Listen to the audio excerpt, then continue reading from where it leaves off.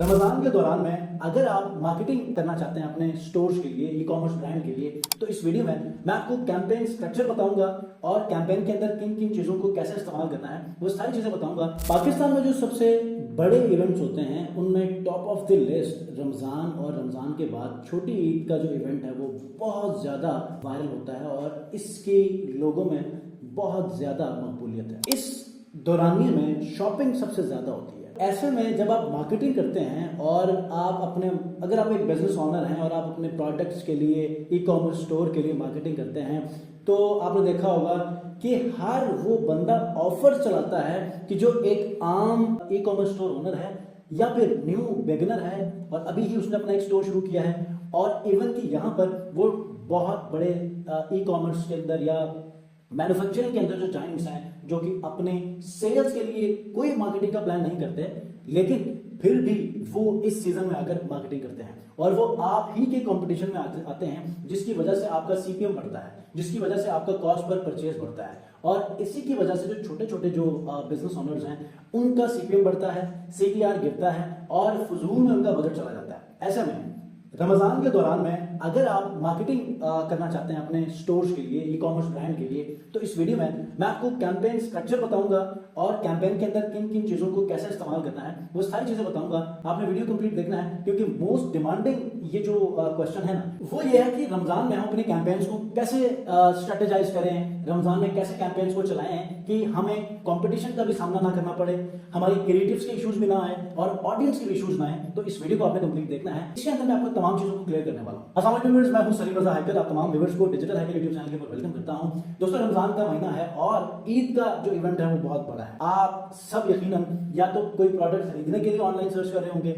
या फिर अपने ब्रांड के लिए मार्केटिंग के लिए स्ट्रेटेजीज फाइंड आउट कर रहे होंगे कि कौन सा ऐसा मेथड है, कौन सा ऐसा जादू है कि जिसकी वजह से आप अपनी मार्केटिंग में कम से कम एड बजट लगाएं और बहुत अच्छा रेवेन्यू जनरेट करें, ठीक है, एक अच्छा रिटर्न लें। तो इस वीडियो में मैं कोशिश करूंगा कि आपको वो तमाम के तमाम एस्पेक्ट्स बताऊं कि जिसको फॉलो करने के बाद आप अपना मैक्सिमम इससे अचीव कर सकते हैं। सबसे पहले देखिएगा कि फेसबुक का जो सिस्टम है ना वो ऑक्शन बेस्ड। अब ऑक्शन बेस्ड में ना तीन चीजें हमेशा से इफेक्ट होती हैं। या तो आपका कंपटीशन की वजह से आपका ओवरऑल जो कैंपेन की परफॉर्मेंस है वो इफेक्ट होगी, या ऑडियंस की वजह से, या आपके क्रिएटिव की वजह से।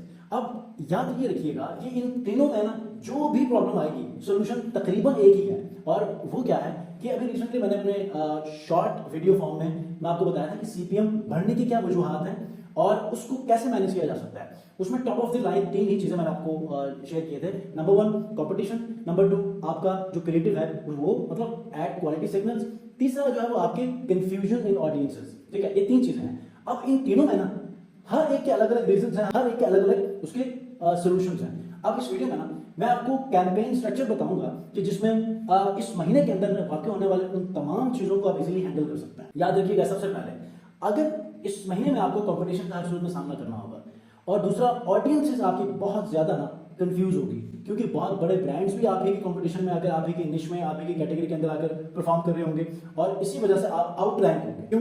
अगर आप डेली 1000 रुपए लगा रहे हैं तो आपके कंपटीशन के अंदर वो जो दूसरा ब्रांड है वो 15, 20,000, 30,000 और इवन की 50,000 प्लस तक एड स्पेंड डेली लगा रहा है। अब ऐसे में एक ब्रांड नहीं होगा बल्कि ऐसे सैकड़ों, हंड्रेड्स ऑफ बिजनेसेस होंगे कि जिसने ऐसे ही हाई बजट के ऊपर अपने कैंपेन चलाए होंगे।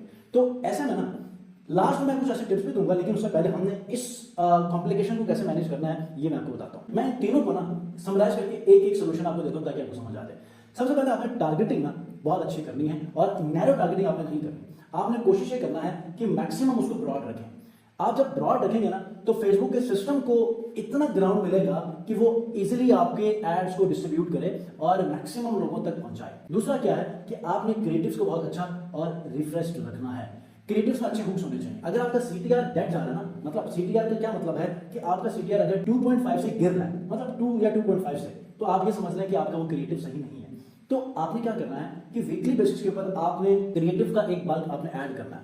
5 से 6 क्रिएटिव आपने अपने कैंपेन्स में ऐड करना है कि जिसकी वजह से आपकी कैंपेन रिफ्रेश हो। आपके जो एड फटीक है, क्रिएटिव लिमिटेड है, ये सारे इश्यूज कभी भी नहीं आएंगे। कोशिश करें कि बजट को आप इस दौरान में ना मैक्सिमम रखें। अगर आप 1000 लगा रहे थे तो अब आप 2 से 3,000 तक लेकर जाए, मतलब 3,000 से ऊपर ही रहें। इसके अलावा आपका बजट ज़ाया होगा और मोस्ट इंपॉर्टेंट, पाकिस्तान के अंदर एक माइंडसेट है कि सर मेरा 10,000 है और मैं इस महीने में कैंपेन चलाकर सेल्स जनरेट करना चाहता हूं, तो 10,000 आप ऐसा करें कि आप खा जाएं तो वो बेहतर है, क्योंकि 10,000 से आपको मिलना कुछ भी नहीं है। एक ऐसा कंपटीशन का पीरियड है और ये इवेंट ऐसा है कि आपका 10,000, 15,000, 20,000 काम नहीं आने वाला, बल्कि आप अगर प्लान कर रहे हैं कि 52 80,000 के दरमियान में, इवन कि 1 लाख तक अगर आप जाते हैं, तो वहां पर आप कंपटीशन में आएंगे, आपका सीपीएम मैनेज होगा, आपका सीटीआर क्रिएटिव अच्छे होंगे तो वो मैनेज होगा, जिसकी वजह से आप एक अच्छा रेवेन्यू, अच्छा आरओएएस जनरेट कर सकते हैं। ठीक है, तो इन तीनों को आपने कैसे कैसे मैनेज करना है? ब्रॉड में टारगेटिंग करें। आपने क्या करना है कि अपने क्रिएटिव्स को मैक्सिमम जो है वो डाइवर्सिफाई रखें। अच्छा, क्रिएटिव के अंदर एक और मैं चीज आपको बताऊं कि हम लोग क्या करते हैं, एक ही जैसे क्रिएटिव्स विद माइनर चेंजेस हम अपने कैंपेन्स में ऐड करते हैं। फेसबुक का सिस्टम क्या करता है कि वो जो मेन जो क्रिएटिव आपका है ना, उसको रखता है, उसकी डिस्ट्रीब्यूशन करता है, बाकी जो कुछ रेलेवेंट चीजें, सेम चीजों और कुछ माइनर चीजों की चेंजेस के बाद आपने जो ऐड किए थे उनको वो ट्रैश में डालता है। आपने डाइवर्सिफाइड क्रिएटिव रखना जिसमें यूनिक आइडियाज हो।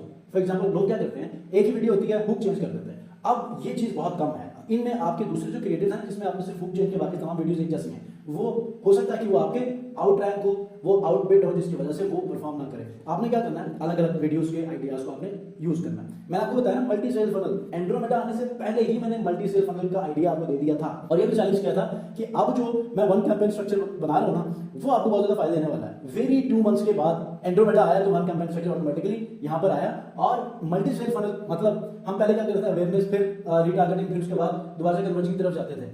अब एक ही के अंदर, एक ही कैंपेन के अंदर आप top of funnel, mid of funnel और बॉटम ऑफ फनल को इजीली टारगेट कर सकते हैं। तो यही चीज मैंने पहले बताई थी, जो अब बता रहा हूं। मतलब कि आप एक वीडियो के अंदर आप टॉप ऑफ फनल की क्रिएटिव्स ऐड करें, मतलब कि कुछ वैल्यू प्रोवाइड करें, ठीक है, अपने प्रोडक्ट के बारे में बताएं।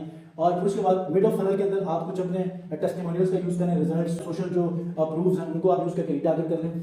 थर्ड के अंदर वेरी जो कन्वर्टेबल जो आपके आइडियाज हैं उनके हिसाब से आप लोगों को कन्वर्ट करने के लिए अपने एड्स बनाएं।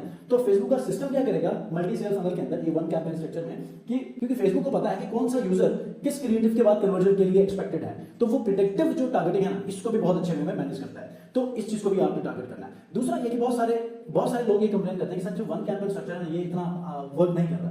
तो बहुत सारों को ये वर्क करेगा। अगर नहीं करता तो आप लोगों ने क्या करना है कि आपने सीबीओ से हटकर एबीओ में multiple ad search, multiple campaigns को अलग अलग टारगेट करके देखें। अगर आपको वो चीज काम कर रही है तो उसको आप स्केल कर लें। फिर विनिंग जो क्रिएटिव्स होंगे उसको आप सीबीओ कैंपेन के अंदर आप मैक्सिमम बजट के साथ आप चलाएं और यहां पर आपको बहुत अच्छे रिजल्ट्स आएंगे। ठीक है, अब ये तो चीज समझ आ गई कि रमजान के अंदर आपने कैसे टारगेटिंग करनी है, कैसे क्रिएटिव्स रखने हैं और आपने कंपटीशन को कैसे मैनेज करना है। लेकिन फ्रीक्वेंसी, सीटीआर, आपको cost per purchase, hook rate, इन तमाम चीजों को अपने साथ देखना है कि क्या क्या लिमिट्स हैं और इसके बाद आपको क्या प्रॉब्लम्स आ सकती हैं। अब आपको मैं कुछ डायग्नोस्टिक फॉर्मूलाज देता हूं जिसकी वजह से आपको पता चलेगा कि ये कंपटीशन का इशू है, ये आपका ऑडियंस का इशू है और ये आपका क्रिएटिव का इशू है। फॉर एग्जांपल, अगर आपका सीपीएम हाई जा रहा है और आपका सीटीआर गिर रहा है, सीटीआर आपको मिल नहीं रहा, क्रिएटिव का मसला है, क्रिएटिव चेंज कर लें। ठीक है, अगर आपका सीपीएम भी हाई है, आपकी फ्रीक्वेंसी भी हाई जा रही है, जो टारगेट ऑडियंस है ना, इसका इशू है और इसको आपने मैनेज करना है। आपका एड बार बार लोगों को दिखाया जा रहा है और वो वही ऑडियंस है जो कि इटसेल्फ आप पहले देख चुकी है, तो यहां पर आपने अपनी ऑडियंस के ऊपर वर्किंग करनी है, ब्रॉड रखें, अपना क्रिएटिव चेंज कर लें, हुक चेंज कर लें। ठीक है, बहुत सारे ऑप्शंस हैं। और उसके बाद अगर आपका कंपटीशन में कोई इशू है ना, तो फिर से यही आपको मैंने पहले बताया कि आप ऑडियंस को मैक्सिमम रखें, क्रिएटिव चेंज कर लें। ठीक है, और अपना बजट स्लो आप बढ़ाएं। ऐसा नहीं है कि मार्केट के अंदर बहुत अच्छा बजट जा रहा हो, इवेंट्स में कंपटीशन में यही होता है ना, तो आपने भी कंपटीशन के हिसाब से एक अच्छा हैंडसम बजट रखना है। लास्ट में बोनस टिप आपको मैं ये देता हूं कि आप लोगों ने क्या करना है, आप लोगों ने ये करना है कि मैक्सिमम क्रिएटिव्स के ऊपर आप टेस्ट नहीं करें।